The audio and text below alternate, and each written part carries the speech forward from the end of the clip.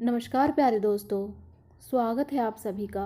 प्रस्तुत है आप सभी के लिए आज की कहानी कर्म का फल। एक लड़की थी, वह बड़ी सुंदर थी। रंग गोरा था, मुखड़ा गोल था, बड़ी बड़ी आंखें कटी हुई अंबियों जैसी थी, लंबे लंबे काले काले बाल थे। वह बड़ा मीठा बोलती थी। धीरे धीरे वह लड़की सयानी हो गई। उसके पिता ने कुल के पुरोहित तथा नाई से वर की खोज करने के लिए कहा। उन दोनों ने मिलकर एक वर तलाश किया। न लड़की ने होने वाले दूल्हे को देखा, न दूल्हे ने होने वाली दुल्हन को। धूमधाम से उनका विवाह हो गया। जब पहली बार लड़की ने पति को देखा तो उसकी बदसूरत शक्ल को देखकर वह बड़ी दुखी हुई। इसके विपरीत लड़का सुंदर लड़की को देखकर फूला न समाया। रात होती तो लड़की की सास दूध ओटाकर उसमें गुड़ या शक्कर मिलाकर बहू को कटोरा थमा देती और कहती, जा अपने पति को पिला आ। वह कटोरा हाथ में लेकर पति के पास जाती और बिना कुछ बोले चुपचाप खड़ी हो जाती। उसका पति दूध का कटोरा ले लेता और पी लेता। इसी तरह कई दिन बीत गए। हर रोज ऐसे ही होता। एक दिन उसका पति सोचने लगा, आखिर यह बोलती क्यों नहीं।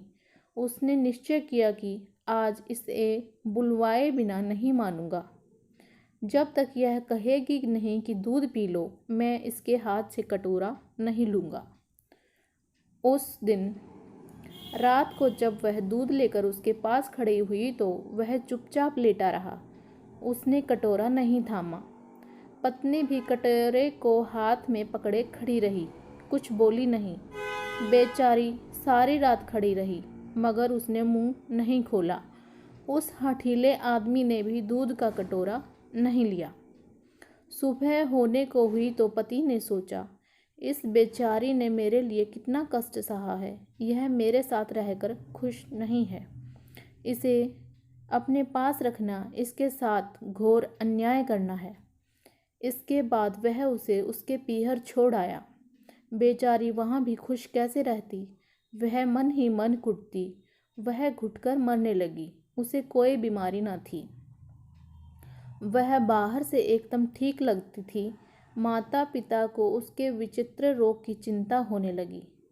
वे लड़की को बहुत से वैद्यों और ज्योतिषियों के पास ले गए, पर किसी की समझ में उसका रोग नहीं आया। अंत में एक बड़े ज्योतिषी ने लड़की के रंग रूप और चाल ढाल को देखकर असली बात जान ली। उसने उसके हाथ की रेखाएं देखी। ज्योतिषी ने बताया, बेटी, पिछले जन्म में तूने जैसे कर्म किए थे, तुझे ठीक वैसा ही फल मिल रहा है। इसमें न तेरा दोष है न तेरे पति का। तेरे पति ने पिछले जन्म में सफ़ेद मोतियों का दान किया था और तूने ढेर सारे काले उड़द मांगने वालों की झोलियों में डाले थे।